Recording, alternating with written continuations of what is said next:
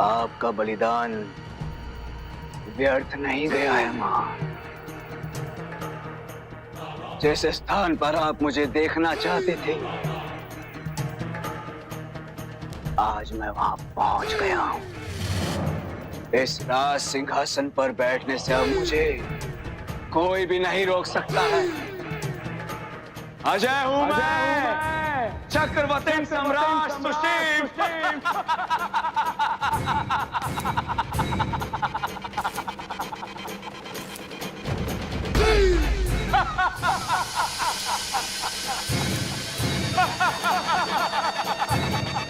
सम्राट सुशील हूं मैं।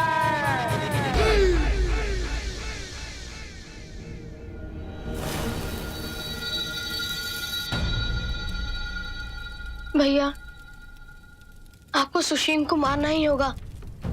केवल उनके लिए नहीं जिन्होंने अपने प्राण गंवाए, बल्कि उनके लिए भी जो जीवित हैं। यदि सुशील जैसा दुष्ट मगध का राजा बन गया तो मगध में हाहाकार मच जाएगी।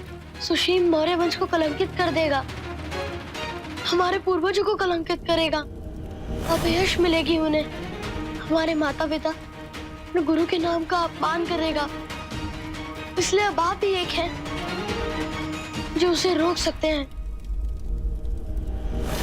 सभी द्वारों पर पहरा कड़ा कर दो। बिना अनुमति के ना कोई अंदर आएगा ना बाहर जाएगा। ये समय हार मानने का नहीं, बल्कि अपने आप को बचाते हुए पलटवार करने का है।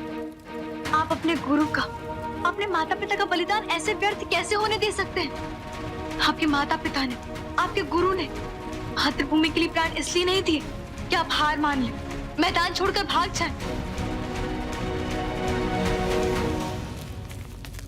अशोक, तुम सबको सुरक्षित स्थान पर जाना होगा। चलो मेरे साथ।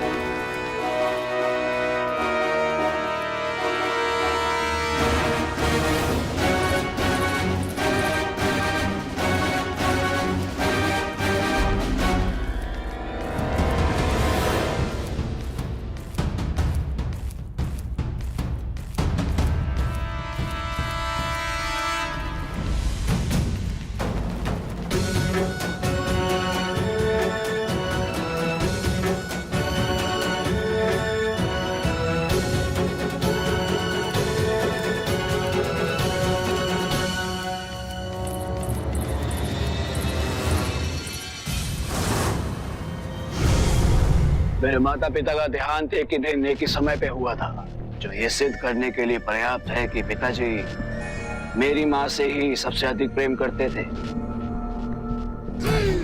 इसी कारण उन्होंने अपने प्राण त्याग दिए, क्योंकि वो मेरी माँ का वियोग सहन नहीं कर सके। निसंदेह उन दोनों का दाह संस्कार राज के सम्मान से होगा, किंतु तब तक नहीं जब तक मैं अशोक को मार नहीं देता। उसके रक्त से स्नान करने के पश्चात ही मैं अपनी माँ की चिता को अग्नि दूंगा। महाराज, अशोक भाग गया। क्या?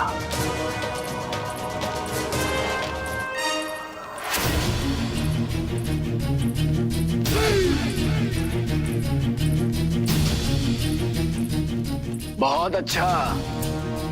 अरे अब मुझे परिश्रम नहीं करना पड़ेगा अशोक को ढूंढने में। वो स्वयं यहाँ अपनी मृत्यु के पास चल कर आएगा आपका, क्योंकि वो कभी नहीं चाहेगा कि उसकी प्रेयसी, उसकी पत्नी, उसका अनुज, इन सब की मृत्यु का कारण वो बने। उसे यहाँ आना होगा। तू अपने काल को आमंत्रित कर रहा है सुशील। अब अशोक तुझे जीवित नहीं छोड़ेंगे। चंड अशोक पे अंकुश लगाने वाले उनके माता पिता अब संसार में नहीं है। अब वो सब बंधनों से मुक्त हो चुके। तुझे लग रहा है कि तू दानव है तो अजय है, पर तू भूल रहा कि महादेव के समक्ष मानव हो या दानव नतमस्तक रहते हैं। अब अशोक तुझसे उसी महाकाल के रूप में मिलेगा। चुप। मैं चाहूं तो अभी इसी समय तेरे प्राण ले सकता हूं, लेकिन मैं ऐसा करूंगा नहीं। बहुत विश्वास है ना तुझे उस पर। आज मैं सुनिश्चित करूंगा कि अशोक के समर्थकों के सामने उसकी मृत्यु हो, ताकि सबको ज्ञात हो कि मुझसे विजयी कोई नहीं हो सकता, कोई भी मुझे परास्त नहीं कर सकता। लेके जाओ इन्हें। नगर के सारे द्वार बंद कर दो। अशोक पाटलिपुत्र की सीमा से बाहर नहीं जाना चाहिए। उसे दबोचने के लिए साम दाम दंड भेद जो भी प्रयोग करना पड़े करो।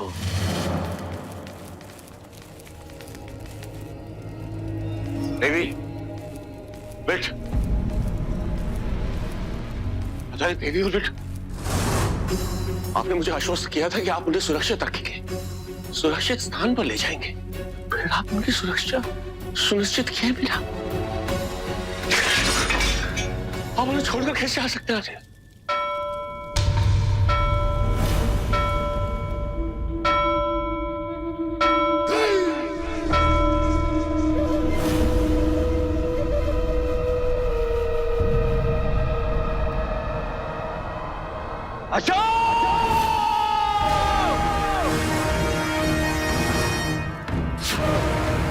मैंने कभी कल्पना भी नहीं की थी अशोक, अपने परिजनों को ऐसे छोड़कर अपने प्राण बचाकर भाग जाओगे।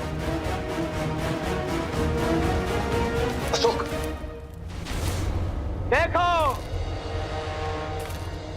तुम्हारे परिजन मेरे पास हैं। देखो इन्हें आकर।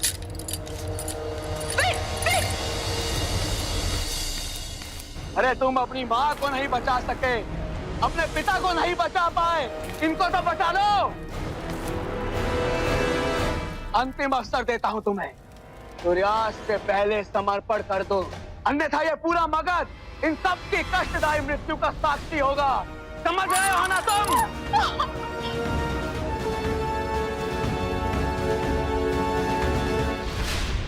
जननी जन्मभूमि स्वर्गादपि गरीयसी, जननी जन्मभूमि स्वर्गादपि गरीयसी, जननी जन्मभूमि स्वर्गादपि गरीयसी, जन्मभूमि स्वर्गादपि गरीयसी, जननी जन्मभूमि स्वर्गादपि गरीयसी, जननी जन्मभूमि स्वर्गादपि गरीयसी।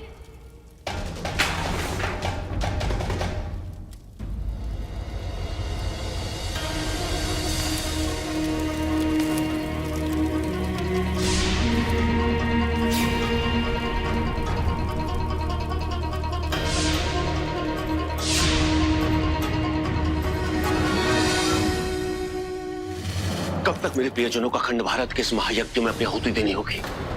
कब तक मैं बलिदान करता रहूंगा? कब तक ईश्वर मेरी परीक्षा लेता रहेगा? कब तक मैं मगध के शत्रुओं से अकेला लड़ता रहूंगा आचार्य? कब तक आचार्य, कब तक? और यदि मैं समर्पण कर दूं तो उन वीरों के प्राणों के बलिदान का अपमान होगा। मैंने अपनी मातृभूमि के लिए, हमारे अखंड भारत के स्वप्न के लिए अपने प्राणों को त्याग दिया। और यदि क्या करूं तो आपका ये संसार कहीं मुझे स्वार्थी न समझे।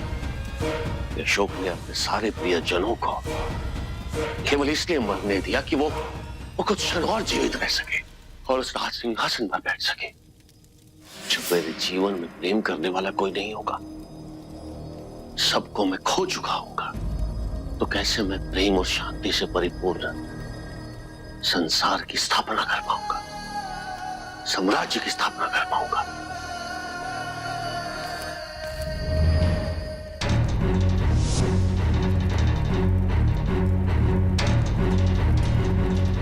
नहीं आचार्य, मैं विट को सुशीम के हाथों मरने नहीं दूंगा। देवी को सुशीम के हाथों अपमानित नहीं होने दूंगा। मैंने वचन दिया था मां को कि मैं देवी की और विट की रक्षा करूंगा। कौरवों के सम्मान को सुशीम के हाथों खंडित नहीं होने दूंगा। मैं आज मैं सर्वप्रथम अपने परिवार की रक्षा करूंगा। आज वो निर्णायक दिन आ गया जिसकी मुझे प्रतीक्षा थी। यदि नियति ने मुझे चुना है आचार्य, तो उस दुष्ट के विनाश का मार्ग मुझे नियति अवश्य दिखाएगी।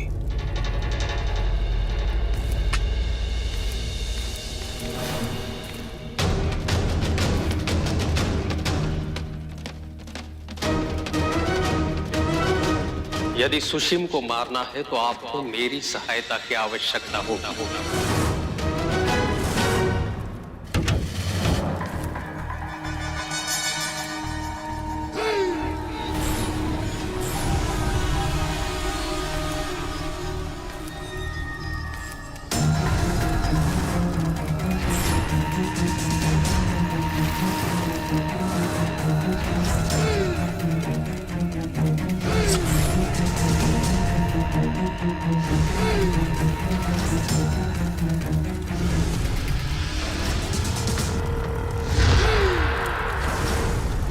यही दानव है जिसके कारण सियामक और उसकी समस्त सेना सुशिम को नहीं मार सकी। मृत्यु मनुष्य को वरदान में नहीं मिला है कर्नाटक। जिसने भी जन्म लिया है उसकी मृत्यु तो निश्चित है। इस धरती पर ईश्वर ने भी स्वयं अवतार ली है और उनके मृत्यु की विधि भी निश्चित की है। तो फिर सुशीम के अंदर जो भी दानव है उसकी मृत्यु की भी विधि अवश्य होगी। कोई ना कोई दुर्बलता अवश्य होगी सुशीम की। हाँ, एक दुर्बलता है उसकी।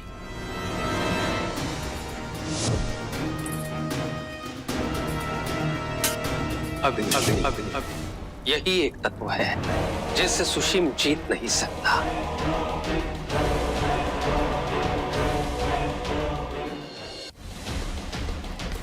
किंतु सुशीम को मारने में आप मेरी सहायता क्यों करना चाहते हैं? आपके लिए तो आपका सुशीम ही योग्य था। आप तो सुशीम को ही सम्राट बनाना चाहते थे। वो मेरी भूल थी। आज मुझे आभास हो गया है कि आचार्य चाणक्य का निर्णय उचित था। वो दूरदर्शी थे, मैं नहीं था। मैं स्वार्थी था। आचार्य चाणक्य ने आपका समर्थन किया और मैंने सुशीम का। गुरु चाणक्य ने आपको धूल से उठाकर आपको हिरक बना दिया और मैं ये सोचकर सुशीम का समर्थन करता रहा कि वो तो हिरक है, जबकि वो पत्थर था। अपने गुरु के स्वप्न को पूर्ण करने के लिए आप स्वयं का जीवन न्योछावर करने के लिए तैयार रहे और सुशीम स्वयं के स्वप्न को पूर्ण करने के लिए मेरे प्राण देने के लिए तत्पर। उस दिन मैंने निर्णय लिया कि अब मैं सुशीम की सहायता नहीं करूंगा। मैं वहां से बच निकला और आज तक मैंने सुशीम को यह ज्ञात नहीं होने दिया कि मैं जीवित हूं। मैंने तो यही सोचा था कि सारी महत्वाकांक्षाओं का त्याग करके मैं हिमालय के किसी वन में चला जाऊंगा। साधारण जीवन व्यतीत करूंगा जहां मुझे कोई ना जानता हो। यदि आपकी यही योजना थी तो इस क्षण वहां वापस आने का आपका कारण क्या है? जब पिताजी महाराज भी हमारे बीच नहीं है और सुशीम को तो सारे अधिकार भी प्राप्त है और मैं तो केवल एक पराजित व्यक्ति हूं। पराजित तो हो चुके हैं आप, परंतु आपने केवल एक लड़ाई हारी है अशोक, युद्ध नहीं। विजय प्राप्त करने की एक संभावना अभी भी है आपके पास और मुझे विश्वास है आपकी विजय अवश्य होगी, परंतु उसके लिए आपको मुझ पर विश्वास करना होगा। मेरी योजना अनुसार कार्य करना होगा। आचार्य चाणक्य सदैव कहते थे कि सर्प को कितना भी दूध पिलाओ विष ही वमन करता है। डसना उसके स्वभाव में है। परंतु आचार्य ने यह भी कहा था कि प्रायश्चित करने का अवसर सभी को मिलना चाहिए। क्या इतिहास मुझे एक ऐसे व्यक्ति के रूप में स्मरण रखेगा जिसने अपने अयोग्य शिष्य का समर्थन तो किया परंतु अंत में भलाई का साथ दिया। अच्छाई की सहायता कर अपनी भूल को सुधारने का प्रयास किया। अशोक, आपने अपने जीवन में अनेक संकटों का सामना किया है। एक जोखिम और सही, आज एक अंतिम और सबसे बड़ा दांव लगा कर देखिए। विश्वास कीजिए मुझ पर।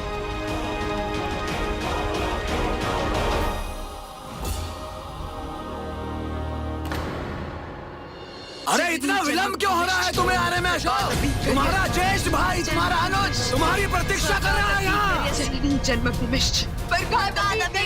इतना भी क्या महत्वपूर्ण है तुम्हारे जीवन में इनके अलावा? अरे कहाँ व्यस्त हो? आओ। अरे एकदम टॉप। यदि आपने जो कहा खल्लाटक वास्तव में वो सत्य, तो हम सुशीम को केवल इसी प्रकार मार सकते हैं। लेकिन इसके लिए आप सबको केवल वैसा ही करना होगा जैसा मैं कहूं। प्रजा की सहायता से एक लंबा चौड़ा गड्ढा खोदना होगा। उसके पश्चात इस गड्ढे को काष्ठ के अंगारों से भरा जाएगा और काष्ठ के अंगारों से भरने के उपरांत इस गड्ढे पर एक रेत की परत बिछाई जाएगी और वो परत इस प्रकार होगी कि किसी को भी ये संदेह ना हो कि इसकी वास्तविकता क्या है। और हम एक प्रलोभन रखेंगे सुशीम के लिए और उससे यहाँ आने के लिए विवश किया जाएगा। वो प्रलोभन क्या होगा? वो प्रलोभन होगा मैं। इस गड्ढे के दूसरे छोर पर मैं स्वयं रहूंगा और मैं चुनौती दूंगा सुशीम को एक द्वंद युद्ध के लिए। और मुझ तक पहुंचने के लिए सुशीम को इस गड्ढे को पार करके आना ही पड़ेगा और इसी प्रयास में वो इस गड्ढे में गिरेगा आचार्य। लेकिन सुशीम यहाँ क्यों आएगा अशोक? उसने तो पहले से ही देवी विट और पौर्वकी को तुम्हारे लिए प्रलोभन बनाकर रखा हुआ है। वो तो स्वयं चाहता है कि तुम वहां जाओ उससे लड़ने के लिए। उसे मैं लाऊंगा। संभवतः इसी कार्य के लिए नियति ने मुझे उसका गुरु बनाया था, क्योंकि सुशीम जब किसी कार्य को न करने की ठान ले तो उसे उस कार्य के लिए कैसे उकसाया जा सकता है, ये केवल मैं ही जानता हूं।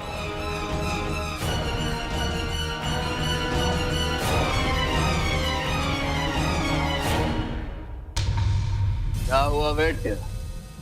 अभी तक नहीं आया तुम्हारा भैया? अरे पुकारो उसे, बुलाओ, वो तुम्हें यहाँ आकर बचाए, बोलो उसे। ऐसे नहीं आएगा वो, जब तक वो तुम्हारी दर्द भरी चित्कार नहीं सुन लेता, नहीं आएगा वो।